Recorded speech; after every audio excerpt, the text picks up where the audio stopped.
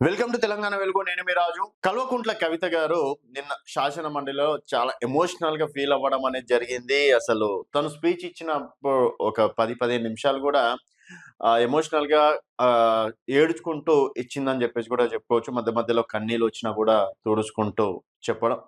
So ఇదంతా ఒక ఎత్తు అయితే తను చివరికి ఒక మాట చెప్పారు. నేనిప్పుడు బయటికి వెళ్తున్నాను.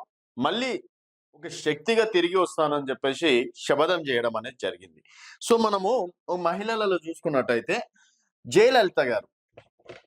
సో జయలలిత గారు కూడా తమిళనాడు పాలిటిక్స్‌లలో అసెంబ్లీలో నిండు సభలలో ఆ రోజు తనని చీరలాగి ఆహ్, ఎంత అవమానపరిచారో అంత అవమానపరచడం అనేది జరిగింది.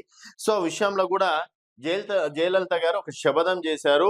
నేను మళ్ళీ సీఎం అయినంకనే ఈ సభలో అడుగు పెడతానని చెప్పేసి ఒక ఛాలెంజ్ చేయడం అనేది జరిగింది.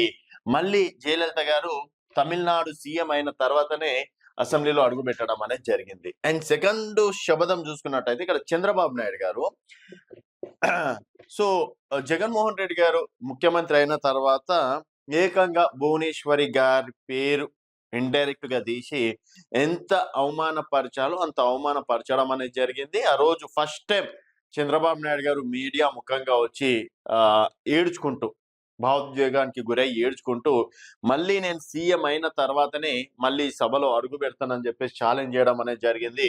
సో ఆ విధంగా 2024లో మళ్ళీ చంద్రబాబు నాయుడు గారు సీఎం అయిన తర్వాతనే అసెంబ్లీలో అడుగు పెట్టడం అనేది జరిగింది. తర్వాత ఇట్లాంటి శబదాలు అక్కడో ఇక్కడో కొన్ని చోట్లలో కూడా ఉన్నాయి. ఇప్పుడు కవిత గారు చేసినటువంటి శబదం, ఇక్కడ కవిత గారి లైన్ ఏంది? బీఆర్ఎస్ పార్టీ 10 సంవత్సరాలుగా అన్యాయంగా దోచుకుంది.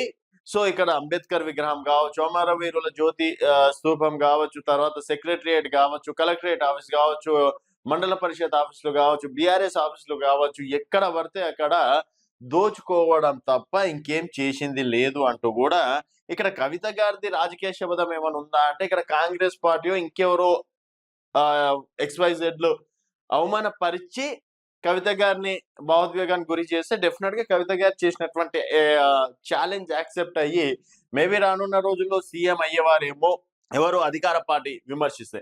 ఇక్కడ బీఆర్ఎస్ పార్టీ ఉన్నదే ప్రతిపక్షము. సో ప్రతిపక్షంలో ఉన్నటువంటి అంటే కొన్ని పొరపాట్లని ఎత్తి చూపడం అనేది జరిగింది. సో బీఆర్ఎస్ పార్టీ ఒక ఆడబిడ్డని ఎన్ని రకాలుగా ఇబ్బందులకు గురి చేసింది. సో నేను ఆ పార్టీలో పడినటువంటి ఇబ్బందులకు కావచ్చు, తర్వాత ప్రజల కోసం నేను చేసినటువంటి పోరాటం కావచ్చు, డెఫినెట్ గా నేను ఒక శక్తిగానే మళ్ళీ ఈ మండలిలో అసెంబ్లీలో అడుగు పెడతా అని చెప్పేసి శబ్దం చేయడం అనేది జరిగింది. సో ఒక జయలలిత లాగా మరోసారి తెలంగాణలో కవిత గారు అయ్యే అవకాశం ఉందా? సో కవిత గారి ఫైటింగ్ ఇప్పటి నుంచి బీఆర్ఎస్ ఆర్ కాంగ్రెస్ పైన ఉంటుందా? కేవలం కాంగ్రెస్ పైననే ఉంటుందా?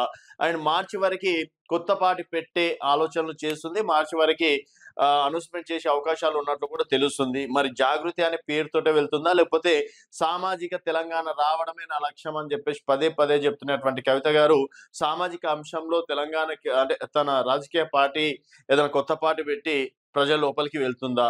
సో కవిత గారు చేసినటువంటి శబదం ఎంత వరకు ప్రజలు యాక్సెప్ట్ చేస్తారనేది మీ అభిప్రాయాల కింద కామెంట్ రూపంలో తెలియజేయండి. చూస్తూనే ఉండండి తెలంగాణ.